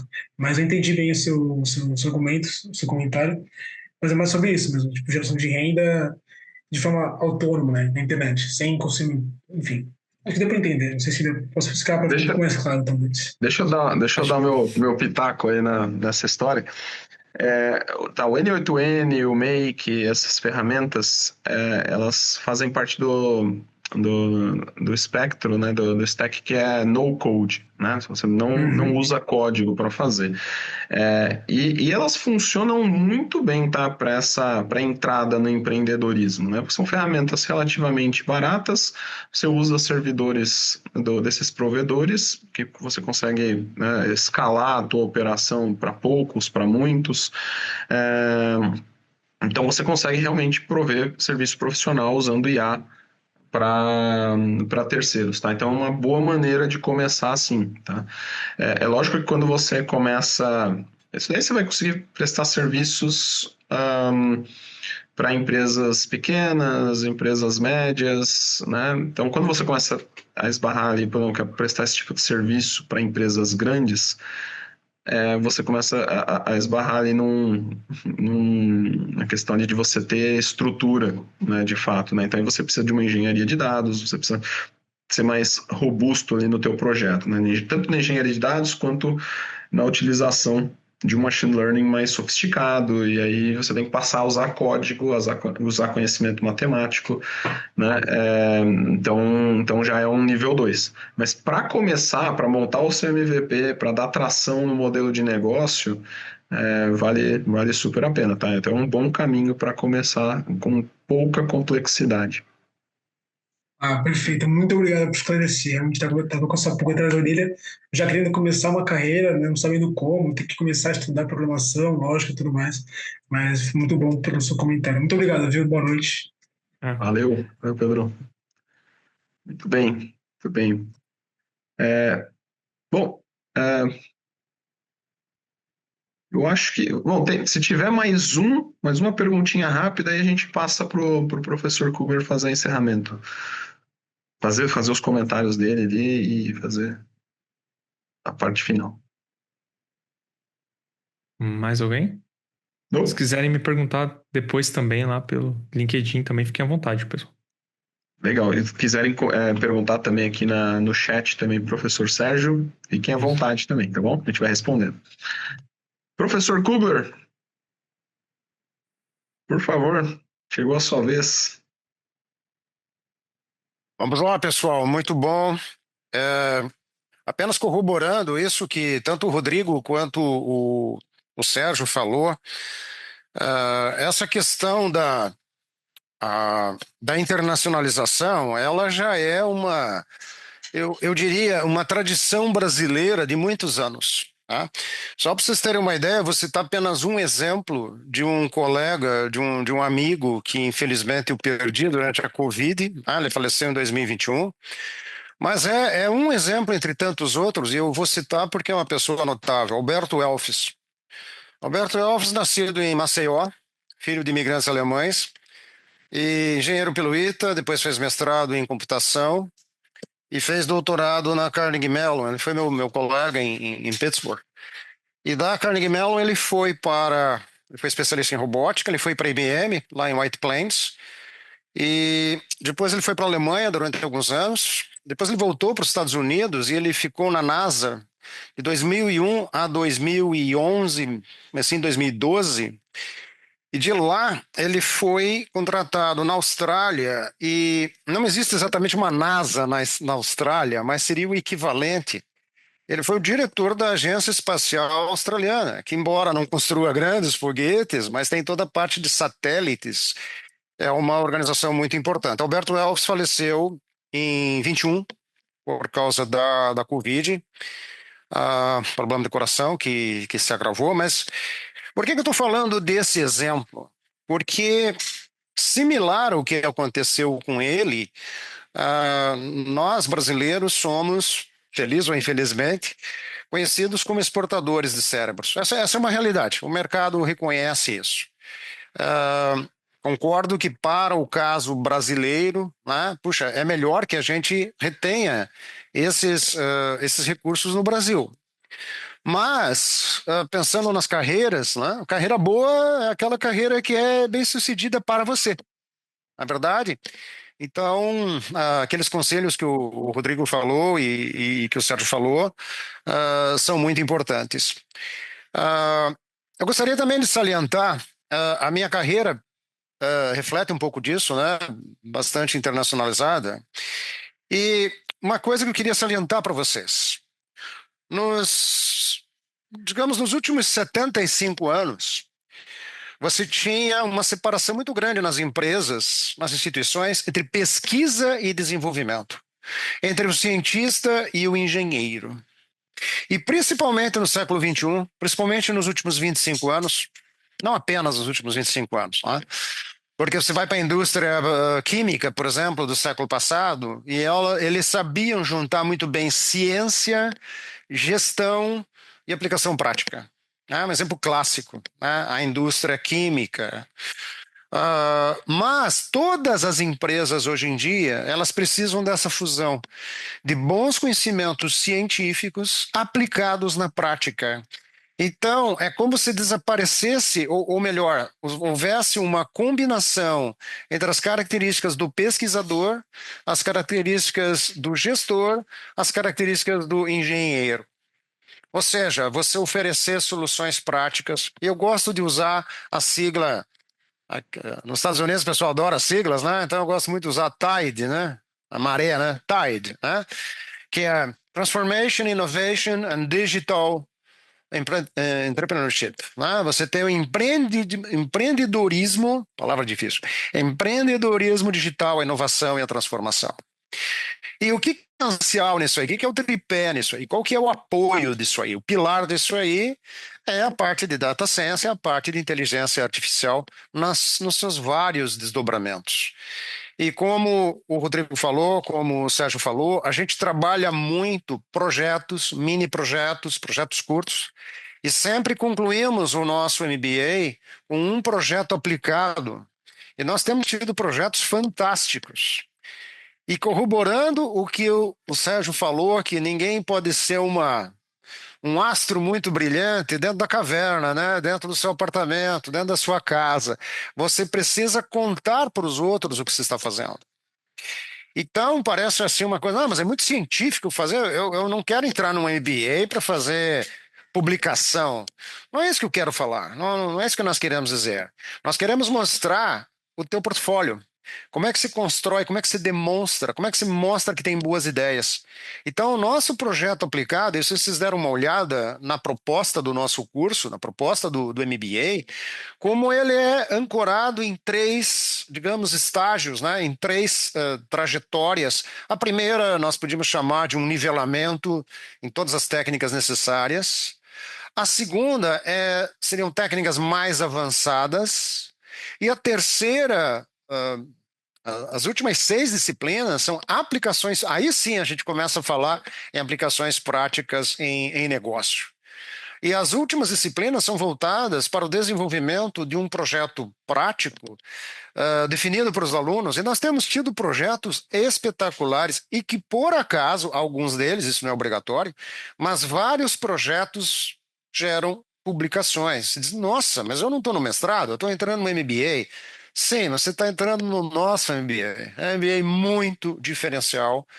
E o mercado, os empregadores conhecem o nosso diferencial. Me permitam apenas fazer uma provocação a vocês. Vocês devem saber, pelo menos, talvez estudem os diversos MBAs, as diversas instituições, e há alguns anos o MEC resolveu extinguir o que ele chamava obrigatoriedade do TCC no final do MBA. Tá? E é curioso, porque o argumento do MEC é, não, o TCC era muito difícil, então pouca gente concluía o MBA e nós queremos que mais gente conclua. Tá?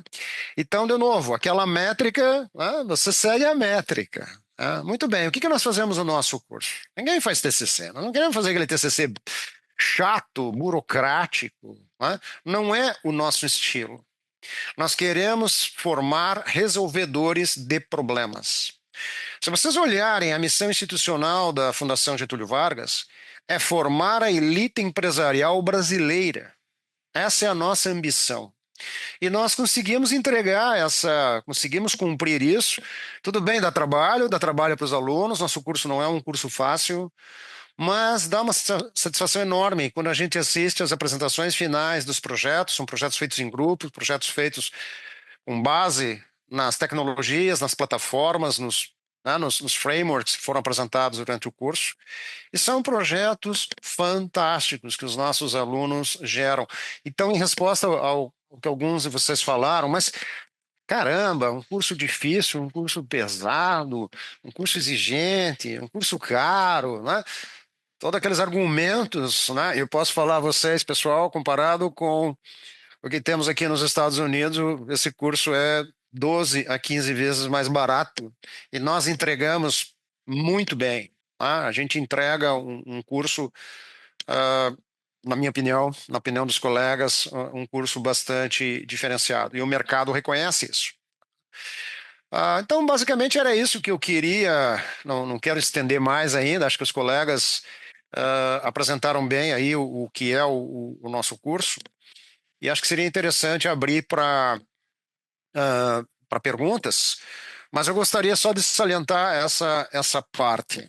Se você tem interesse, seja de consolidar uma carreira ou avançar uma carreira que você já está exercendo, então você quer organizar aquele teu Lego intelectual, você já trabalha com machine learning, você já trabalha com inteligência artificial, você já trabalha com projetos analíticos, você é muito bem-vindo no nosso curso, porque você vai junto com outros colegas, colocar, digamos, os conceitos corretos nos lugares certos. Você vai ficar com um Lego mais robusto para o mercado.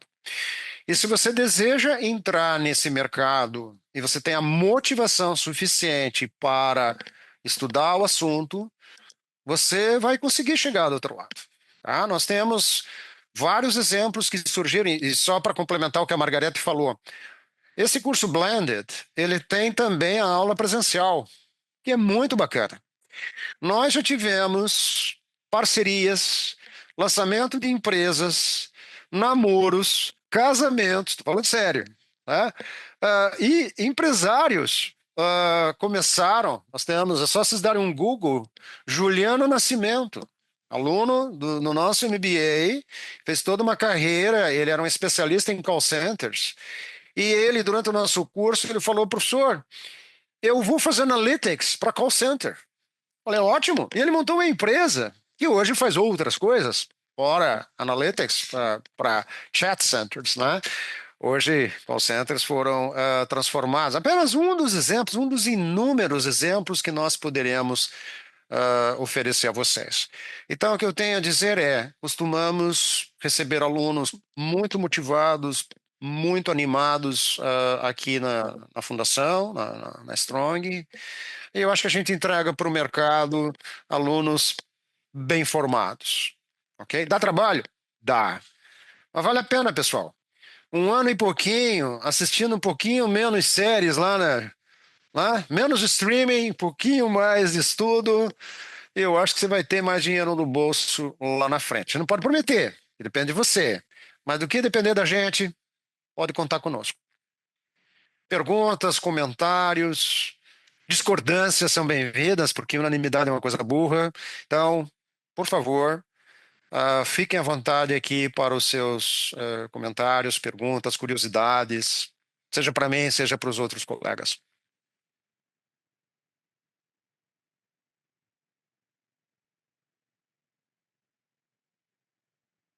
Ok?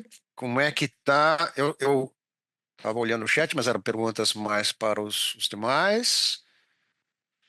E, de novo, vocês terão acesso a esse nosso bate-papo gravado, né? E também vocês têm os nossos contatos, né, dos colegas. E existe um probleminha quando vocês entram nos nossos cursos, né? A Margarete vai ficar preocupada agora. É que uma vez GV, sempre GV. Se você entrar na nossa máfia, não sai mais. Você entra, mas não sai. Entra, Sim. mas não sai. Você vai ter as 3 letrinhas no seu currículo, no seu diploma, na amizade que fará com os colegas, na amizade que fará com professores. E é sempre um prazer conversar, sejam com os nossos ex-alunos e seja com os nossos alunos atuais. Bom, vou devolver a bola aí para os colegas, para o Rodrigo, a Margarete. Eu mesmo, quando me formei na engenharia, comecei a trabalhar, enfim, tudo, né? Eu acabei ganhando um curso da empresa na GV e eu, poxa, falei, eu não sei se eu quero ir, né? Eu falei, ganhei, né? Vou lá. E acabei indo e aí, no fim das contas, tipo, realmente, assim, se descortinou o mundo dos negócios, né? Você começa a entender, você começa a fazer a ligação com onde gera valor de verdade, né? Então, é isso que o Kuber comentou, aconteceu comigo, tá? Há tantos anos atrás, justamente em fazer a ponte. Eu vim da área técnica, né? Totalmente técnico, com todo o prazer que eu mantenho até hoje na área técnica, mas quando você consegue fazer a ligação com onde gera valor na ponta, né, a tua carreira decola. Uma porque você consegue fazer a ponte nas equipes que você trabalha, e a outra que é onde gera valor mesmo. Where lives the money, né? Ou seja, o dinheiro mora lá, né? Então é onde você potencializa a sua carreira também. Corroborando o que você está falando, Rodrigo, você já Você conhece essa analogia que eu costumo usar bastante? As empresas inovadoras, as empresas disruptivas de hoje, todas aquelas que a gente fala, né? Netflix, Waze, Airbnb, Google, todas essas, né? Amazon, elas não são mais baseadas em dados, elas são data-driven. A gente fala data-driven, elas não são data-driven, elas são model-driven. Elas são baseadas em modelagem muito bacana, muito bem feita, com algoritmos poderosos, mas com perguntas bem feitas, com perguntas bem focadas. Então, fazendo uma provocação aqui à nossa plateia, né? Por que a CIT, a nossa, né, com todo o mérito que, né, que tem a CIT aqui de São Paulo, né? Por que eles não desenvolveram o Waze? Né? Então, eu não sei se alguns de vocês lembram, mas há vários anos a gente entrava na web, né, no site da CET, para a gente ver as principais avenidas, as principais vias da CET, se elas estavam engarrafadas ou não. Aqueles dados eram atualizados a cada meia hora, uma trabalheira infernal para atualizar aqueles dados, um monte de estagiários trabalhando lá com todo o esforço, louvável, não resta dúvida. Só que você olhava o município de São Paulo, então é como se não existisse Guarulhos, é como se não existisse Osasco, é como se não existisse o ABC. E eu compreendo, claro, estava olhando o município de São Paulo. Tá? Mas o que você quer como usuário? O que valor você quer quando você está se deslocando no trânsito? Vamos supor que você está saindo de São Paulo, você está saindo de Guarulhos, você quer ir para Congonhas, né? Ou você está saindo do ABC, você quer ir para Guarulhos. Né? Então, apenas para fazer aí uma distinção, não é a tecnologia que faz diferença nas empresas. Apenas. Não é apenas a tecnologia. Claro que você precisa da tecnologia. É claro que você precisa dos dados. Mas tem um terceiro componente. E esse é o que faz a diferença. É o mindset. É como você formula, como você modela, como você resolve, como você simula o problema. Aí você é matador. Tá? E aí a tua carreira ela vai evoluindo porque você passa de um problema para o outro, você adquire uma mania, um hobby, né? Que nós três aqui temos lá, e certamente vários da plateia têm. A gente vira um modelador de problema, a gente é uma neurose, né? Você vê um probleminha, você começa a dizer, ué, mas por que o pessoal não resolveu desse jeito? Mas tem essa maneira muito mais inteligente. E a gente não tem barreiras de tecnologia. Tecnologia boa é aquela que funciona, é aquela que dá certo, é aquela que a gente domina. É isso que funciona, pessoal. E esse é o nosso mindset nesse MBA e na nossa escola.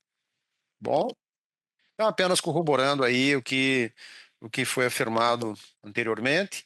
De minha parte, muito obrigado aí pelo interesse de vocês, pelo tempo de vocês. Temos muitos participantes e a gente fica torcendo por vocês aparecerem dentro de pouquíssimas semanas, a gente, né, pessoal, e conferir na prática lá, o pessoal vai poder falar com o Rodrigo, com o Sérgio, com os outros colegas, né? Cobrar lá na aula. Opa, professor, e aquele algoritmo lá que você falou, como é que funciona mesmo? Essa é a parte que a gente adora, pessoal. Exatamente, exatamente. Mais alguma consideração? Pergunta? Não tá quietinho, né? Exatamente. Tá. Muito bem, acho que é isso, tá? Acho que é isso.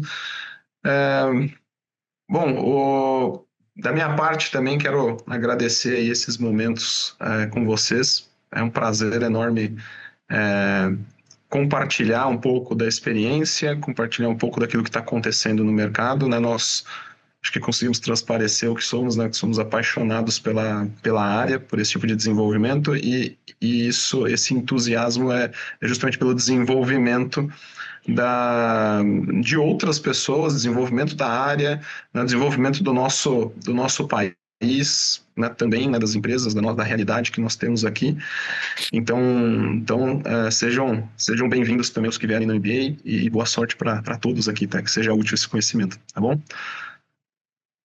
Então é isso, tá? Então boa noite a todos, um bom descanso. Obrigada, Quer falar alguma professor. coisa, Margarete? Isso, queria só finalizar, agradecer, né, vocês três, né, e professor Gugler, você, professor Rodrigo e o professor Sérgio aí pela excelente aula, né, esse bate-papo aí com o pessoal. E agradecer a presença de todos. Nós colocamos aqui no chat também o link, né, de informações do MBA em Inteligência Artificial, mas mandaremos também por e-mail as informações e por WhatsApp para quem quiser detalhes, né, sobre o curso, tá bom? O material, se vocês puderem depois me enviar, eu transmito aí para todos eles também por e-mail, tá bom? Muito obrigada a todos e uma excelente noite aí para vocês. Final de noite, né? É isso aí. Obrigada. Pessoal, boa noite. Obrigado, Boa pessoal. noite a Um grande todos. abraço. Boa noite. Tchau, tchau.